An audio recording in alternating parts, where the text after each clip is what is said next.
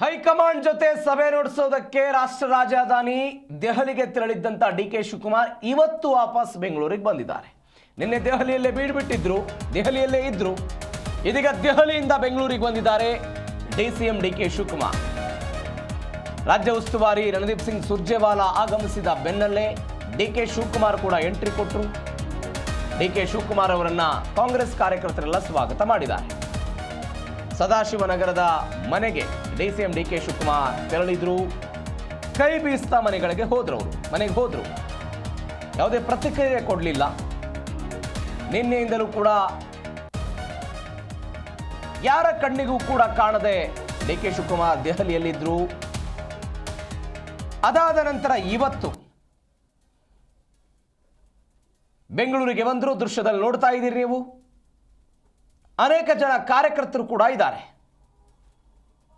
ಮಾಧ್ಯಮಗಳಿಗೆ ಯಾವುದೇ ಪ್ರತಿಕ್ರಿಯೆ ಕೊಡಲಿಲ್ಲ ಡಿಸಿಎಂ ಡಿಕೆ ಶಿವಕುಮಾರ್. ಹಾಗೆ ಕೈ ಬೀಸ್ತಾ ನಮಸ್ಕಾರ ಮಾಡ್ತಾ ಡಿಕೆ ಶಿವಕುಮಾರ್ ತೆರಳಿದ್ರು.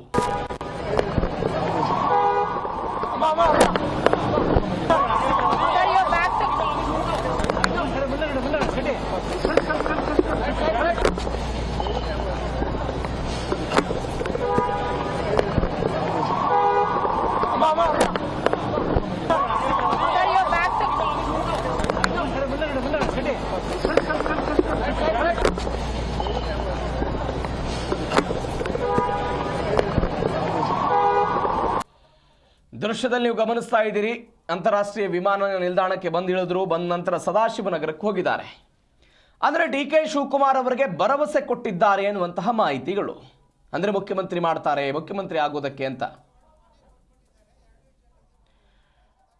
ನೀವು ದೃಶ್ಯದಲ್ಲಿ ಗಮನಿಸ್ತಾ ಇದ್ದೀರಿ. ಅಂತಾರಾಷ್ಟ್ರೀಯ ವಿಮಾನ ನಿಲ್ದಾಣದಿಂದ ಬಂದರು. ಅದಾದ ನಂತರ ಸದಾಶಿವನಗರದ ಮನೆಗೆ ತೆರಳಿದ್ರು. ಮಾಧ್ಯಮಗಳಿಗೆ ಯಾವುದೇ ಪ್ರತಿಕ್ರಿಯೆ ಕೊಡಲಿಲ್ಲ. ನಿನ್ನೆಯೂ ಕೂಡ ದೆಹಲಿಯಲ್ಲಿ ಅವರು ಮಾತನಾಡಲಿಲ್ಲ. ಕೇವಲ ಕೈ ಮುಗಿತಾ ತೆರಳಿದ್ರು. ನಮಸ್ಕಾರ ಅಷ್ಟೇ. ಡಿಕೆ ಶಿವಕುಮಾರ್ ಪದೇ ಪದೇ ಹೇಳ್ತಾ ಇದ್ರು, ಪ್ರಾರ್ಥನೆ ಫಲಿಸುತ್ತೆ, ಪ್ರಯತ್ನಕ್ಕೆ ಪ್ರತಿಫಲ ಸಿಗುತ್ತೆ ಅಂತ. ಒಂದು ರೀತಿಯಾಗಿ ದೈವಿಕವಾಗಿ ಮಾತನಾಡೋ ಪ್ರಯತ್ನವನ್ನು ಡಿಕೆ ಶಿವಕುಮಾರ್ ಮಾಡ್ತಾ ಬಂದಿದ್ದರು. ಅವರ ಬೆಂಬಲಿಗರು ಡೇಟ್ ಕೊಡ್ತಾ ಬಂದಾಗಲೂ ಕೂಡ ಅವರ ವಿರುದ್ಧವೇ ಡಿಕೆ ಶಿವಕುಮಾರ್ ಮಾತನಾಡ್ತಾ ಇದ್ರು. ಸುಮ್ಮನೆ ಇರಬೇಕು, ಯಾವುದೇ ಕಾರಣಕ್ಕೂ ಗೊಂದಲವನ್ನು ಕ್ರಿಯೇಟ್ ಮಾಡಬಾರ್ದು ಅಂತ. ಅಂದರೆ ಒಬ್ಬ ನಿಷ್ಠಾವಂತರಾಗಿ ನಡೆದುಕೊಳ್ಳೋ ಪ್ರಯತ್ನವನ್ನು ಡಿಕೆ ಶಿವಕುಮಾರ್ ಮಾಡ್ತಾ ಬಂದಿದ್ರು ಮುಖ್ಯಮಂತ್ರಿ ವಿಚಾರದಲ್ಲಿ. ಆದರೆ ತೆರೆ ಹಿಂದೆ ಅವರ ಪ್ರಯತ್ನಗಳನ್ನು ಮಾಡ್ತಾ ಹೋಗಿದ್ರು ಡಿಕೆ ಶಿವಕುಮಾರ್.